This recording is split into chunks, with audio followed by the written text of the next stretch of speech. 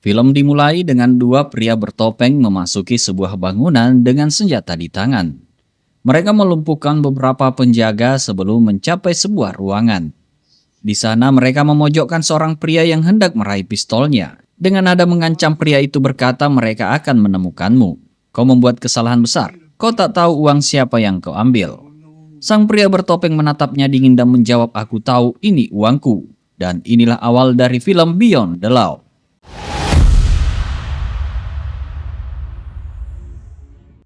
Setelah berhasil mengambil uang tersebut, kedua pria bertopeng itu mempercayakan uang mereka kepada seorang pemuda bernama Chance Wilson.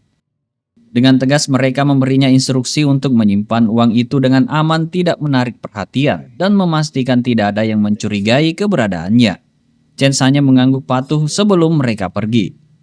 Sementara itu di tempat lain, seorang bos mafia bernama Adair menerima laporan dari anak buahnya Greg. Tanpa banyak bicara, Adair membawanya ke dalam ruangannya dan mulai mengungkapkan masalah yang telah lama ia curigai. Selama beberapa waktu ia menyadari ada kejanggalan dalam angka-angka keuangan mereka. Adair tahu bahwa penyebabnya adalah Greg yang diam-diam telah mempermainkannya. Namun alih-alih langsung bertindak, Adair memberikan pilihan, mengatakan bahwa Greg boleh menyimpan semua uang yang telah ia curi, seolah memberi kesempatan untuk lolos. Tapi sebelum Greg sempat merasa lega, ia menanyakan sesuatu dengan suara bergetar. Apa kau akan membunuhku? Tanpa ragu Adair menjawab singkat, iya. Dengan keputusan yang sudah bulat, ia kemudian menyuruh Greg untuk segera pergi. Seolah memberi kesempatan terakhir sebelum segalanya berakhir.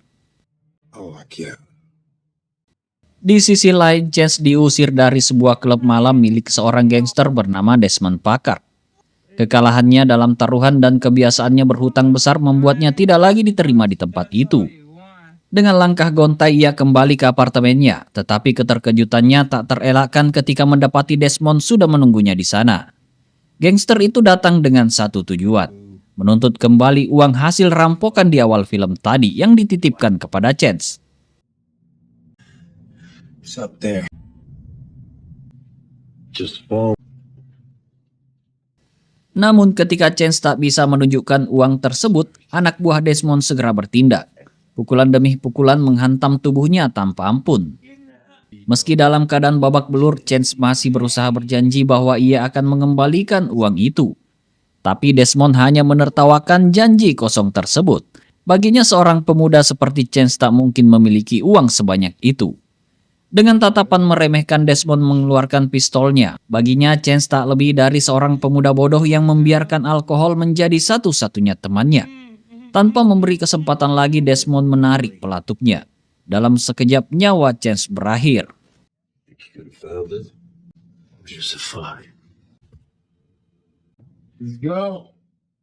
Sementara itu, bos mafia Adair sedang berlatih menembak ketika tangan kanannya John datang menemuinya.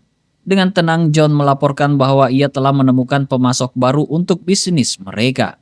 Adair mendengarkan sambil tetap fokus pada sasarannya, tapi ada hal lain yang lebih mendesak baginya. Sebelum bertemu dengan pemasok itu, ia harus membereskan urusan internalnya, karena seseorang telah datang dan mengacaukan wilayahnya. John mengerti maksud bosnya dan menawarkan untuk mengatur pertemuan keesokan malamnya. Adair mengangguk puas, baginya segalanya harus berjalan sesuai rencana. Di tempat lain, dua orang gangster tengah melakukan transaksi narkoba di sudut kota yang sepi. Namun sebelum mereka sempat menyelesaikan kesepakatan, seorang pria tiba-tiba muncul dan menangkap keduanya.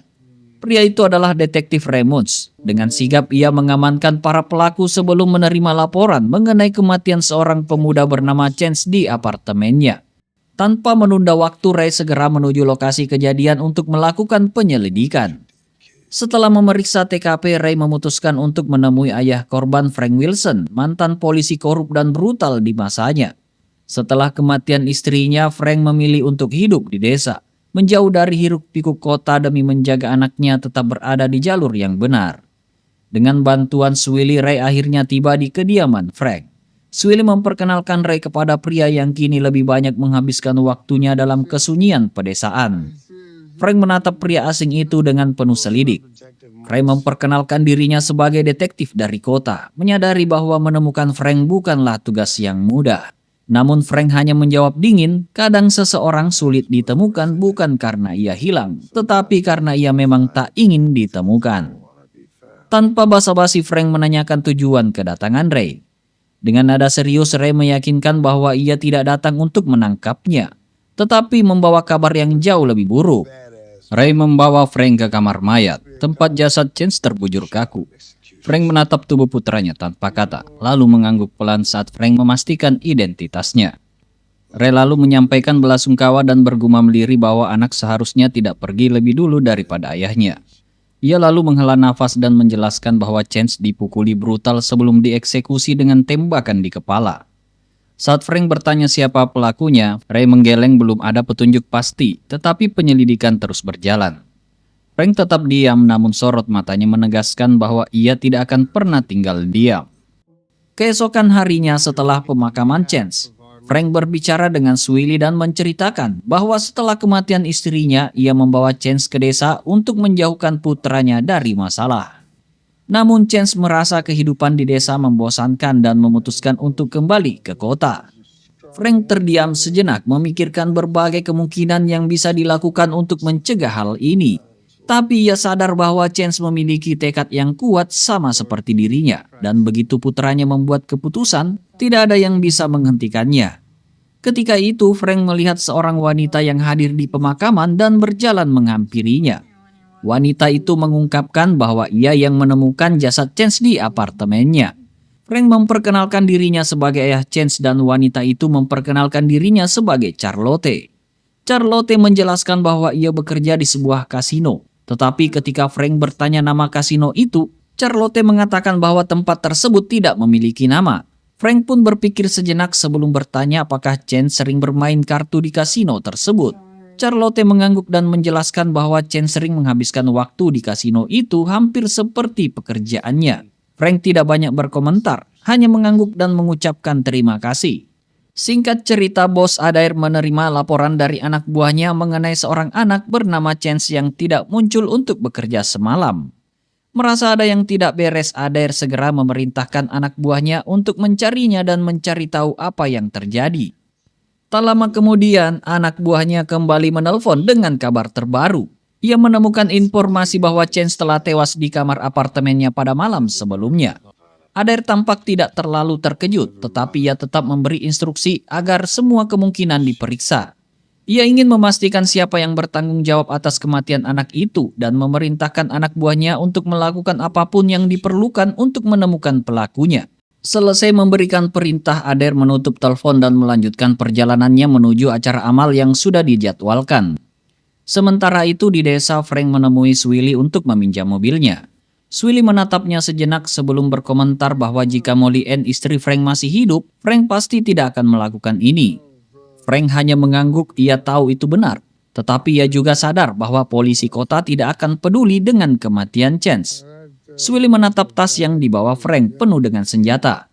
Dengan nada ragu, ia bertanya sudah berapa lama Frank tidak menembak seseorang. Frank menjawab singkat, cukup lama. Swilly menghela nafas, untuk apa semua itu? Frank hanya menjawab datar, bisa dibilang ini bagian dari negosiasi. Melihat tekad Frank yang sudah bulat, Swilly hanya bisa menggelengkan kepala, memahami bahwa tidak ada yang bisa menghalangi apa yang sudah Frank putuskan untuk dilakukan. Di tempat lain, Bos Adair bertemu dengan seorang wanita bernama Karina, pemasok baru dalam bisnisnya. Ia menjelaskan bahwa mereka baru saja menyingkirkan pemasok lama dan telah mendengar banyak hal baik tentang keluarga Karina.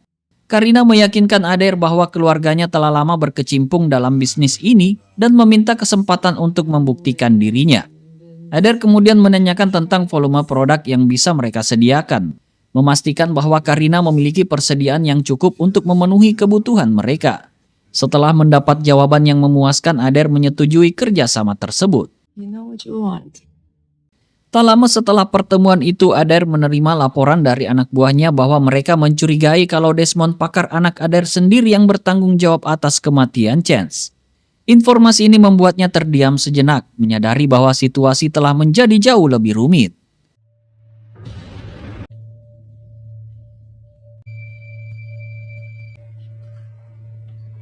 Hey, Sementara itu di sebuah kafe, Frank menemui seorang kolega lamanya, Ashley Millett, untuk meminta bantuan. Ashley terkejut melihat Frank yang tampak berbeda dari terakhir kali mereka bertemu. Frank hanya menanggapinya dengan ringan, menyadari bahwa ia terlihat lebih berantakan dari biasanya. Dalam percakapan mereka, Frank menyebut tentang putranya yang telah meninggal, serta istrinya Molly yang berjuang melawan kanker selama 7 tahun sebelum akhirnya menyerah pada penyakit itu. Ia menjelaskan bahwa kali ini ia ingin menyelesaikan masalah dengan cara yang benar. Ia ingin menemukan siapa yang bertanggung jawab atas kematian putranya dan berniat memastikan bahwa orang itu mendapatkan hukuman yang layak. Ashley yang kini menjalankan praktik pribadi setelah meninggalkan kantor kejaksaan, setuju untuk membantu. Ia masih memiliki beberapa kenalan di sana dan berjanji akan mencoba mendapatkan informasi yang bisa membantu Frank dalam pencariannya. There's that motherfucker. Frank menuju sebuah gang untuk menemui seorang gangster bernama Jeans. Sesampainya di sana, beberapa anak buah Jeans sudah menunggunya. Begitu melihat Frank, Jeans menyambutnya dengan ejekan, mengingat bahwa ia baru saja keluar dari penjara setelah menjalani hukuman 3 tahun. Ia menuduh Frank telah menjebaknya dengan menanam bukti, tetapi Frank tidak menunjukkan rasa bersalah sedikit pun. Sebaliknya, Frank mengingatkan bahwa Jeans pernah menjual obat-obatan kepada anak-anak yang berakhir dengan mereka mengalami overdosis dan tewas. Jeans membela diri dengan mengatakan bahwa seharusnya hakim tidak memvonisnya bersalah, dan saat kemarahan sudah menguasainya, Frank pun terpaksa menghajar mereka demi mendapatkan informasi tentang pembunuh putranya.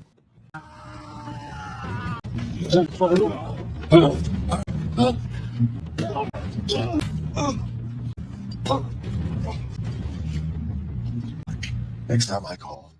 Malam harinya, Frank pergi ke apartemen tempat anaknya tewas. Ia menemui manajer apartemen dan memaksa agar diperbolehkan bermalam di kamar tempat Chance ditemukan tak bernyawa. Saat memasuki kamar, Frank melihat sebuah foto keluarga mereka yang masih tersimpan di dalam ruangan. Pandangannya terpaku pada gambar itu, lalu kenangan lama kembali menyeruak. Momen saat ia berusaha menahan Chance agar tidak pergi ke kota. Frank kembali mengingat percakapan terakhir mereka. Chance yang saat itu sudah bertekad meninggalkan desa bersikeras bahwa tidak ada yang bisa menghentikannya. Frank mencoba memperingatkan bahwa kota akan mengubah anaknya, merasuk ke dalam darahnya seperti virus dan menghancurkannya perlahan.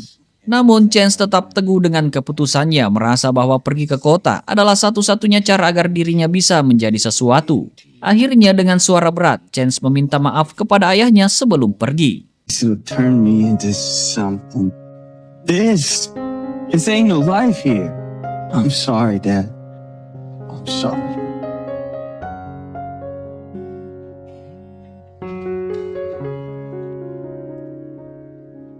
Di tempat lain, Desmond Packard terlihat sedang berjudi dengan rekan-rekannya.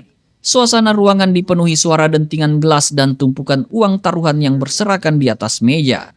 Tiba-tiba ponselnya berdering menampilkan nomor yang tidak asing, nomor Chance. Sejenak ia terdiam ragu apakah harus mengangkat panggilan itu. Akhirnya dengan ekspresi penuh kebingungan ia menjawab telepon tersebut. Dari seberang suara berat seorang pria terdengar. Frank memperkenalkan diri sebagai ayah Chance. Suaranya penuh tekanan dan kemarahan yang tertahan. Desmond membeku sesaat, tak ingin orang-orang di sekelilingnya mengetahui siapa yang sedang berbicara dengannya. Tanpa berkata banyak, ia buru-buru menutup telepon, berusaha menyembunyikan kegelisahannya. Nobody. Fucking deal. Frank kemudian menuju sebuah bar tempat Charlotte, kekasih Chance, bekerja sebagai penari.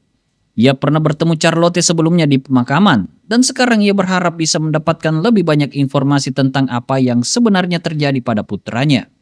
Saat bertemu Charlotte, Frank langsung mengutarakan maksudnya. Ia ingin mengetahui segala sesuatu tentang Chance, terutama dari mana anaknya mendapatkan uang dalam jumlah besar. Charlotte mengungkapkan bahwa Chance sering bermain kartu dan kerap menghabiskan uang yang sebenarnya tidak ia miliki.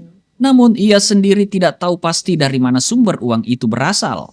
Meskipun demikian, Charlotte menyadari bahwa belakangan ini Chance sering terlihat gelisah. Ada seseorang yang mulai mengancamnya. Suatu kali Charlotte sempat melihat ponsel Chance dan menemukan nama Desmond Packard di dalamnya. Ia juga beberapa kali melihat pria itu datang ke bar, bergaul dengan orang-orang yang tidak biasa. Frank bertanya apakah Chance memenangkan uang dari Desmond, tetapi Charlotte tidak memiliki jawaban pasti. Namun ia mengingatkan Frank bahwa hampir semua orang di kota memiliki cerita buruk tentang Chance. Meskipun begitu, ia tetap bertahan di sisi Chance hingga akhir. Percakapan mereka berakhir ketika Charlotte memilih untuk kembali bekerja, meninggalkan Frank dengan lebih banyak pertanyaan yang belum terjawab. Setelah itu Frank menghampiri bartender bernama Ed, seorang yang mengenalnya sejak lama. Begitu melihat Frank, Ed terkejut dan mengira dirinya sedang berhalusinasi. Dengan nada bercanda ia bahkan mengira Frank sudah mati. Tapi Frank hanya menanggapinya dengan tenang dan memesan segelas vodka besar sebelum langsung menanyakan informasi tentang Desmond Packard. Ed menghela nafas sejenak lalu mulai menjelaskan. Desmond adalah anak haram dari Finn Adair, seorang pria berpengaruh di dunia kriminal. Ia masih menggunakan nama belakang ibunya, tetapi setelah sang ibu meninggal, ia mulai mencoba mendekati ayahnya. Adair yang selalu mencari tangan kanan yang bisa dipercaya, akhirnya menerima Desmond dan mulai mengajarinya seluk-beluk bisnis gelap yang ia jalankan. Saat Frank bertanya tentang permainan kartu yang sering dimainkan Desmond, Ed mengonfirmasi bahwa pria itu memang rutin mengadakan permainan setiap minggu. Tapi hasilnya selalu bisa ditebak, bandar selalu menang. Frank kemudian meminta bantuan Ed untuk menemukan Desmond. Tanpa ragu Ed memberitahu bahwa Desmond biasanya bersantai di ruang rasor setiap Kamis malam, sebuah klub yang terkenal buruk di sisi barat kota. Sebelum pergi, Ed menatap Frank dengan penuh makna, mengingatkan bahwa ia tidak bisa begitu saja masuk ke sana layaknya seorang Dirty Harry. Tapi Frank hanya tersenyum tipis dan menjawab dengan nada tenang bahwa ia bukan polisi lagi. Ed menggeleng pelan sebelum menegaskan, sekali polisi, selamanya polisi. Di tempat lain, Finn Adair menemui putranya Desmond. Suasana yang berat terasa menggantung di antara mereka, dipenuhi dengan ketegangan yang tak terucapkan. Adair menatap putranya dengan sorot mata tajam penuh perhatian sekaligus keraguan. Ia memikirkan keluarga mafianya yang telah ia bangun dan harapan yang ia gantungkan pada putranya. Meskipun tidak terbiasa mengungkapkan perasaan, Adair merasa sudah melakukan segalanya untuk Desmond. Ia menyayangi anaknya, bahkan rela mempertaruhkan nyawanya jika diperlukan. Tapi yang ia butuhkan bukan hanya kesetiaan buta, melainkan seorang pewaris yang memahami betapa pentingnya menjaga keseimbangan dalam dunia yang mereka jalani. Ia tak bisa mengajar Desmond jika ia terus menutup diri dan mengabaikan nasihatnya. Namun yang ia lihat di depan matanya adalah seorang pemuda dengan keyakinan yang hampir terlalu kuat. Arogansi dan kepercayaan diri Desmond yang berlebihan membuat Adair khawatir. Putranya menganggap dirinya lebih cerdas dibandingkan orang lain, merasa tak tersentuh oleh konsekuensi dari tindakannya. Adair sadar bahwa mereka kini berada di persimpangan jalan. Jika Desmond terus melangkah tanpa perhitungan, keputusannya tidak hanya akan menghancurkan keluarga mereka, tetapi juga bisa menjadi awal dari kehancuran dirinya sendiri. Dengan berat hati, Adair memperingatkan putranya untuk terakhir kalinya, berharap Desmond menyadari betapa besar taruhannya.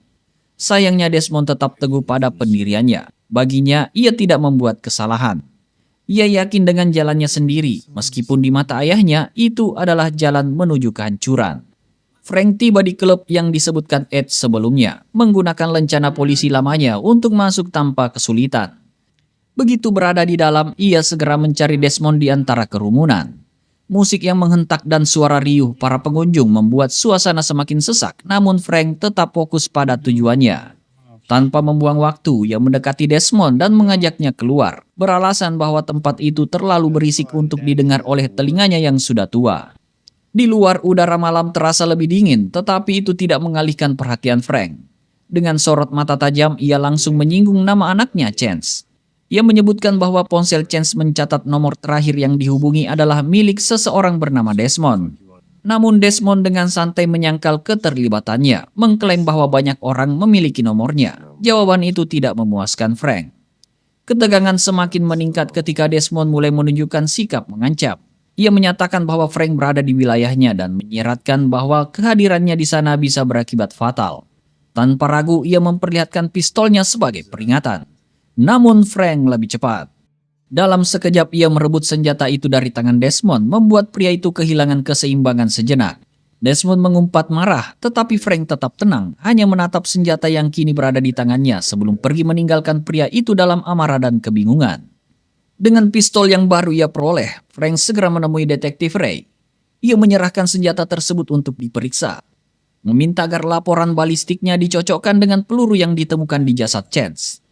Meskipun Ray mengingatkan bahwa Frank bukan lagi bagian dari kepolisian, ia tetap bersikeras agar pemeriksaan dilakukan. Dalam keheningan yang sesaat, Ray akhirnya menanyakan alasan Frank meninggalkan kepolisian. Frank hanya terdiam, lalu dengan datar menyatakan bahwa pertanyaan yang lebih tepat bukanlah mengapa ia keluar, tetapi mengapa ia bergabung sejak awal. Sesuatu yang bahkan hingga kini tidak ia ketahui jawabannya. Tanpa banyak kata lagi, ia meninggalkan Ray dengan pistol di tangannya, berharap bahwa hasil pemeriksaan bisa membawanya lebih dekat pada kebenaran yang ia cari.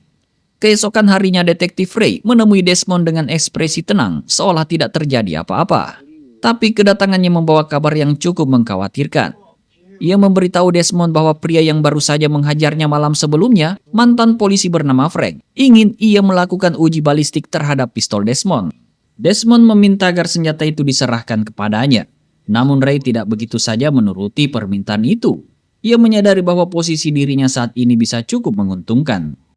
Dengan nada santai yang menjelaskan bahwa pistol itu bisa menjadi barang bukti yang berpotensi menyeret Desmond ke dalam penjara selama 30 tahun. Ia memberi peringatan halus, menyarankan agar senjata itu disingkirkan sebelum ada pihak lain yang menemukannya dan menggunakannya untuk menjatuhkan Desmond. Ternyata Ray bukan hanya sekedar seorang detektif. Ia memiliki kepentingan pribadi dalam situasi ini dan melihat kesempatan untuk mendapatkan keuntungan. Perlahan ia mulai memeras Desmond. Tanpa banyak pilihan, Desmond pun menyerahkan sejumlah uang kepada Ray sebagai bentuk suap.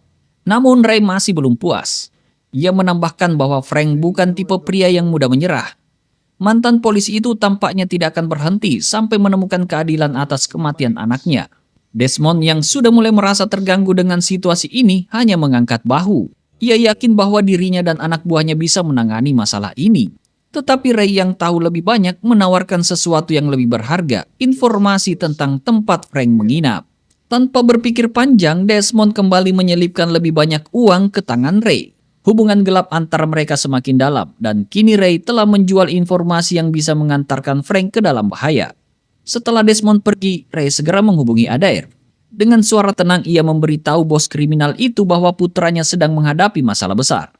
Adair yang selalu tenang dalam menghadapi situasi sulit hanya bertanya apakah Ray benar-benar yakin. Ray menjelaskan bahwa Desmond telah membunuh anak seorang polisi, sesuatu yang pasti akan mendatangkan konsekuensi besar. Mendengar kabar itu, Adair terdiam sejenak. Kemudian dengan suara berat, ia mengatakan bahwa ia akan berbicara dengan orang-orangnya dan segera menghubungi Ray kembali. Sementara itu Frank kembali menemui Jeans, pria yang sebelumnya ia hajar tanpa banyak basa-basi. Kali ini Jeans tampak lebih berhati-hati meskipun masih menyisakan sedikit sikap sarkastik dalam nada bicaranya. Dengan ekspresi serius ia mengungkapkan bahwa setelah insiden kemarin, ia mulai mempertimbangkan kata-kata Frank. Dan kini ia memiliki informasi yang mungkin bisa menarik perhatian mantan polisi itu. Jeans bercerita tentang seorang wanita bernama Charlotte yang sering terlihat di salah satu bar bekerja sebagai penari. Menurutnya Charlotte baru-baru ini mencoba membeli obat-obatan dalam jumlah besar, sesuatu yang tidak biasa bagi wanita sepertinya. Mendengar nama itu kecurigaan Frank semakin kuat. Ia mulai menghubungkan semua titik, berpikir bahwa Charlotte mungkin telah menggunakan uang milik Chance untuk membeli narkoba. We swear, man. The fuck? Dengan langkah hati-hati ia mulai membuntuti Charlotte tanpa sepengetahuannya. Ia mengamati setiap gerak-geriknya hingga akhirnya wanita itu menuju ke sebuah rumah. Frank mengenali tempat itu dengan cepat sebagai rumah orang tua Charlotte. Ketika Charlotte menyadari keberadaannya, ia tampak terkejut. Matanya membelalak tidak percaya bahwa Frank bisa menemukan tempat ini. Frank hanya tersenyum tipis mengangkat bahu. Kebiasaan lama sulit dihilangkan. Baginya membuntuti seseorang hanyalah bagian dari insting yang masih tertanam sejak bertahun-tahun lalu. Tanpa membuang waktu, ia langsung ke inti pembicaraan. Ia menuduh Charlotte telah mengambil uang itu, uang milik Chance. Wajah Charlotte langsung berubah. Ada keterkejutan di sana, bercampur dengan rasa bersalah yang jelas. Ia mencoba membela diri, mengatakan bahwa ia tidak pernah bermaksud melakukan hal itu. Ia mencintai Chance, itu yang selalu ia yakini. Namun Frank tak tergerak sedikit pun. Dengan nada datar, ia mengingatkan Charlotte bahwa keserakahannya telah membuat Chance terbunuh. Charlotte mulai menangis, suaranya bergetar saat mencoba menjelaskan. Ia tidak menginginkan semua itu terjadi. Ia hanya ingin keluar dari tempat ini, meninggalkan semua yang membuatnya merasa terjebak. Tapi Chance tidak pernah mau pergi. Ia tidak pernah berniat meninggalkan tempat ini, bahkan untuk Charlotte sekalipun. Frank mendengarkan, tetapi ekspresinya tetap dingin. Baginya tidak ada alasan yang cukup kuat untuk membenarkan apa yang telah terjadi. Kesalahan telah dibuat, dan seperti halnya semua kesalahan lainnya, beban itu harus ditanggung selamanya.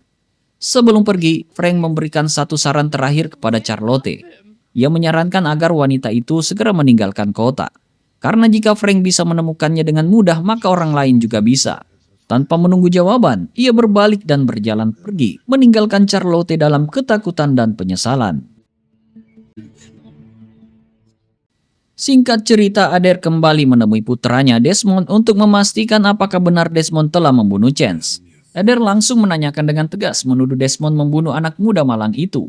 Dengan nada penuh curiga, Adair mengatakan bahwa ia tidak bodoh dan bisa mengetahui apa yang telah terjadi. Desmond meskipun terlihat sedikit terkejut membela tindakannya dengan merendahkan Chance.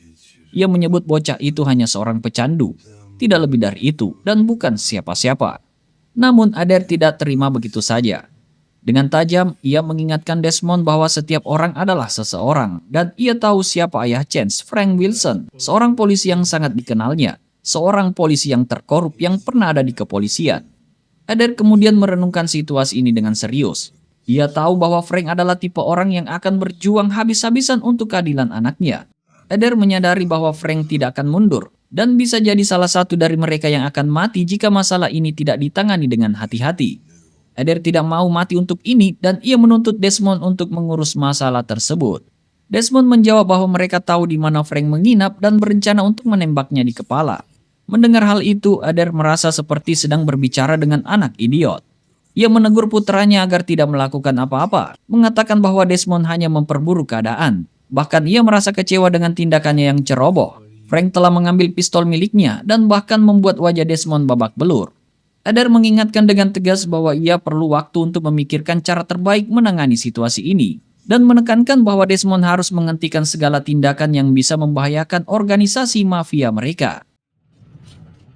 Malam itu, Frank terbangun dari mimpi buruk yang mengganggunya, di mana ia melihat Chance anaknya memohon pertolongan padanya. Ketika ia terbangun, tubuhnya terasa kaku, seakan ada sesuatu yang buruk akan terjadi. Dan benar saja Desmond dan anak buahnya sedang diam-diam menyusup ke apartemen Frank dengan senjata di tangan. Meski beberapa dari mereka tampak ragu mengingat betapa brutalnya reputasi Frank, mereka tetap melanjutkan misi tersebut. Tapi mereka tidak menemukan Frank di sana. Tiba-tiba suara ledakan mengguncang area sekitar. Ternyata Frank baru saja meledakkan mobil mereka sebagai peringatan keras. Keesokan harinya, detektif Ray mendatangi apartemen Frank untuk menanyakan insiden ledakan mobil. Frank dengan tenang menjelaskan bahwa malam itu ia hanya mendengar suara sirene, namun tidak mengetahui apa yang terjadi. Ketika percakapan beralih ke hasil tes balistik, Ray memberitahukan bahwa pemeriksaan tersebut memang membutuhkan waktu, mengingat antrian yang panjang. Ray memberi jaminan bahwa Frank akan menjadi yang pertama diberitahu begitu hasilnya keluar. Frank yang merasa tak ada apa-apa lagi untuknya di kota mengungkapkan niatnya untuk pulang ke desa. Ray hanya mengangguk memberi selamat jalan dan berjanji untuk menghubungi Frank setelah hasil tes balistik keluar. Setelah pertemuan dengan Ray, Frank kembali menemui Ashley yang memberitahunya bahwa ia sudah berbicara dengan divisi penyelidikan khusus. Namun tak ada catatan mengenai peluru atau senjata yang Frank serahkan kepada Ray. Ashley pun bertanya apa hubungan Ray dengan insiden ini. Frank dengan tenang menjawab bahwa ia tak melakukan apa-apa dan mengungkapkan kalau ia berencana untuk pulang. Ia menambahkan bahwa Desmond dan anak buahnya sudah beberapa kali mencoba membunuhnya dan ia yakin mereka akan memburunya lagi. Jika mereka datang ke rumahnya, itu akan menjadi pembelaan diri. Seperti yang diperkirakan, Desmond benar-benar datang ke desa Frank setelah mendapat informasi dari detektif Ray tentang lokasi Frank. Desmond langsung mendatangi Swilly untuk menanyakan keberadaan Frank. Sementara anak buahnya bergerak menuju rumah Frank membawa senjata.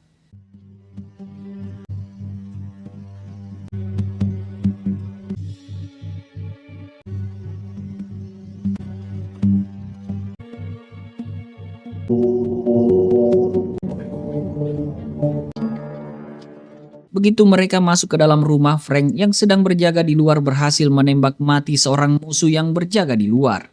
Setelah itu Frank melumpuhkan satu orang lagi, tetapi tiba-tiba ia merasakan sakit di punggungnya. Ia terkena tembakan dari belakang. Tak lama kemudian Desmond tiba di lokasi. Si pria yang baru saja menembak Frank melapor kepadanya bahwa Frank sudah berhasil ia bunuh. Frank terbaring tak sadarkan diri di rumah sakit setelah serangan yang hampir merenggut nyawanya. Swilly dan Ashley menunggunya di ruangan itu, cemas menunggu keadaan Frank. Tak lama kemudian detektif Ray masuk dan memperkenalkan dirinya, mengatakan bahwa ia memimpin penyelidikan terkait kematian Chance putra Frank dan ingin mengajukan beberapa pertanyaan setelah Frank sadar. Swilly dan Ashley menjelaskan bahwa mereka tidak tahu apakah Frank dalam kondisi untuk menjawab pertanyaan. Tetapi mereka berharap Frank segera sadar. Ray kemudian bertanya apakah mereka menemukan sesuatu di tempat kejadian, dan Swilly menjelaskan bahwa ia mendengar tembakan dan segera mencari pertolongan, membawa Frank ke rumah sakit. Ray melanjutkan dengan bertanya siapa yang mungkin melakukan serangan itu, namun Swilly mengatakan bahwa itu adalah tugas kepolisian untuk menyelidikinya. Ray lalu meminta nomor kontak yang bisa dihubungi setelah Frank siuman, dan Ashley memberikannya. Setelah itu Ray meninggalkan ruangan dan Swilly mengungkapkan ketidaksukaannya terhadap detektif Ray, merasa curiga dengan niatnya. Setelah meninggalkan rumah sakit, Ray memberitahu Desmond bahwa Frank masih dalam kondisi kritis dan sekarang sedang bersama rekan-rekannya. Ray menyebutkan bahwa Swilly mengaku tidak melihat siapapun dengan jelas, namun itu jelas sebuah kebohongan. Di dalam, Frank ditemani oleh Ashley Millett, seorang pengacara yang membuat Desmond penasaran. Ray dengan santai menyebutkan bahwa masalah Desmond kini semakin rumit. Beberapa saat kemudian Desmond kedatangan Adair. Adair mengungkapkan rasa kecewanya karena harus terus-menerus mengingatkan Desmond tentang hal yang sama. Ia merasa bahwa Desmond telah menempatkan mereka semua dalam bahaya dan melampaui batas. Adair mengatakan bahwa Desmond telah kehilangan sisi kemanusiaannya sejak membunuh Chance. Dan meskipun ia tidak masalah dengan pembunuhan, cara Desmond melakukannya membuatnya kecewa. Desmond menjawab bahwa setidaknya ia melakukan pembunuhan itu sendiri dan merasa puas dengan hasilnya. Adair yang merasa semakin kecewa menyatakan bahwa Desmond bukan lagi anaknya. Desmond balas mengatakan bahwa Adair tidak pernah menjadi ayah sejati baginya. Adair memperingatkan Desmond untuk hati-hati karena waktu yang tersisa sangat sedikit. Ia menyebutkan bahwa Frank pasti akan mengejarnya dan ia tidak ingin melihat Desmond mati. Desmond dengan tegas mengatakan bahwa jika Frank datang untuknya, ia akan membunuh Frank terlebih dahulu. Setelah pertemuan dengan Adair, Desmond memerintahkan John tangan kanannya untuk merencanakan sesuatu terkait bisnis Adair. Ia merasa bahwa orang tuanya sudah tidak lagi memiliki kemampuan untuk mengelola bisnis itu dan meminta John untuk berbicara dengan pemasok mereka serta merencanakan pertemuan dengan bos baru. Sementara itu di rumah sakit, Ashley meminta Swilly untuk pulang dan membiarkannya menjaga Frank. Ia dengan tegas mengatakan bahwa Swilly memiliki pekerjaan yang lebih penting untuk dilakukan. Ashley memastikan bahwa apa yang telah dilakukan Swilly sudah cukup dan jika Frank sadar, ia akan menghubungi Swilly jika ada yang dibutuhkan. Swilly mengerti dan mereka saling mengucapkan selamat tinggal. John yang kini bertugas menemui Karina, si pemasok untuk bisnis Adair, yang menjelaskan rencananya dengan Desmond, meminta Karina untuk mengirimkan sesuatu tanpa memberitahukan bos Adair atau membicarakan percakapan ini dengan Desmond. Karina yang tertarik pada tawaran tersebut mengonfirmasi bahwa ia bersedia melakukannya asalkan harga yang ditawarkan bagus. Mereka sepakat untuk melakukan transaksi ini secara tertutup dan mengharapkan imbalan yang sesuai. Desmond datang ke rumah Swilly di desa. Begitu tiba, Swilly mengungkapkan kekagumannya terhadap kemampuan Desmond dan kelompoknya yang bisa bertahan begitu lama.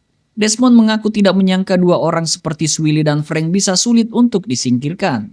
Swilly menjelaskan bahwa ketika salah satu dari mereka diserang, mereka semua akan melawan. Baginya itu adalah nilai dari keluarga. Desmond mengatakan bahwa itu terdengar seperti tindakan heroik. Desmond mengatakan itu terdengar seperti tindakan heroik, namun ia tidak menunjukkan tanda-tanda terkesan. Swilly kemudian mengungkapkan bahwa ia sudah siap menghadapi kematian, karena ia merasa sudah lama menunggu saat itu. Desmond merasa pandangan Swilly itu menyedihkan, tapi tidak berkata banyak. Sebagai orang kota, tidak akan mengerti cara hidup mereka di desa.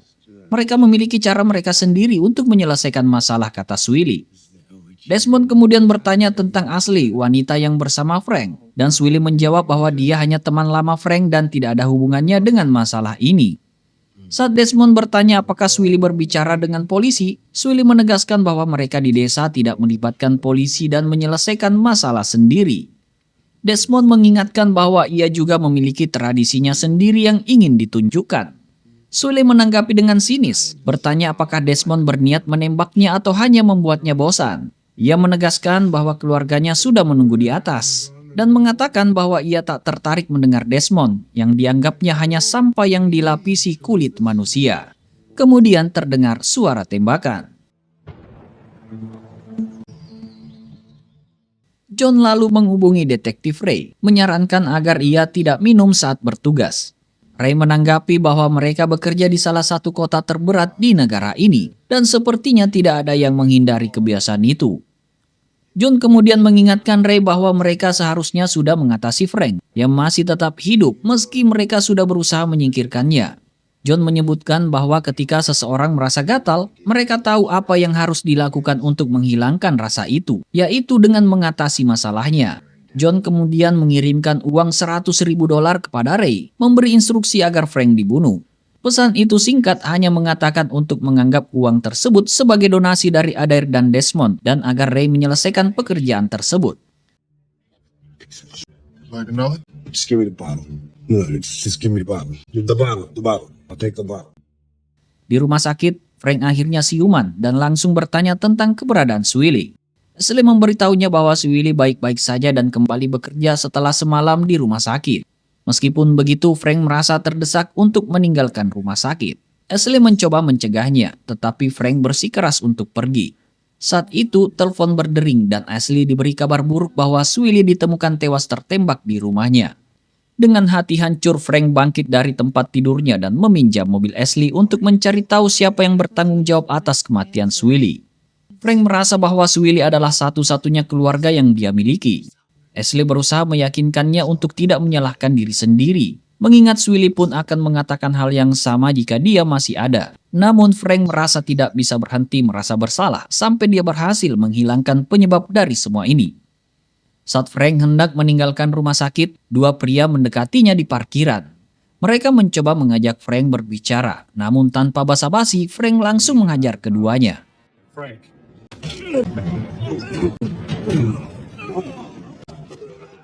Setelah melihat lencana mereka, Frank terkejut dan menyadari bahwa detektif Ray bekerja sama dengan orang-orang yang telah membunuh putranya.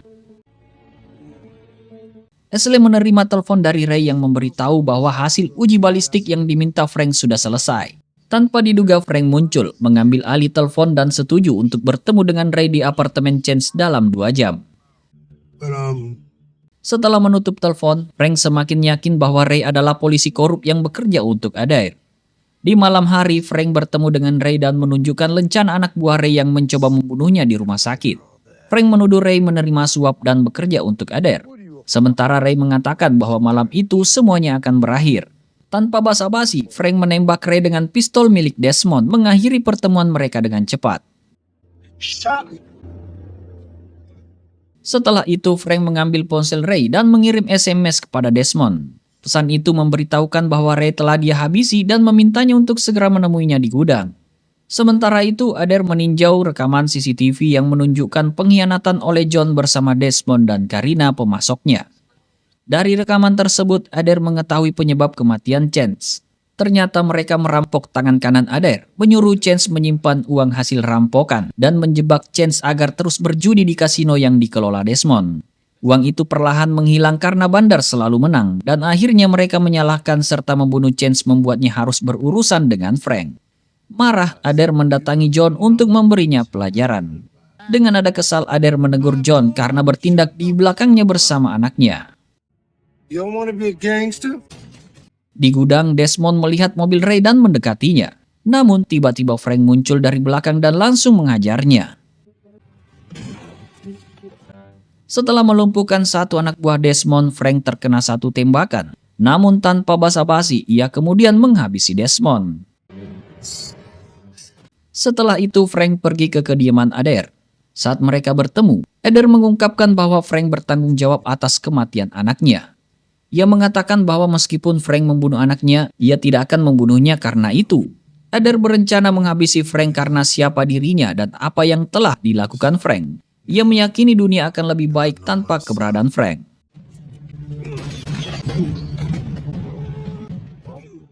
Di akhir pertemuan, Adair membunuh Frank.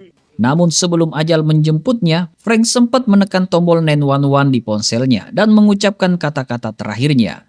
Ya, habiskan sisa hidupmu di penjara. Mengetahui aku yang menempatkanmu di sana. Di motel, Charlotte yang sedang bersembunyi dari para mafia membaca berita di ponselnya tentang penangkapan Augustino Fin Ader atas pembunuhan Frank Wilson dan Detektif Ray. Tiba-tiba Karina muncul dan menodongkan pistol ke arahnya, membunuh Charlotte, dan film pun berakhir. Wait.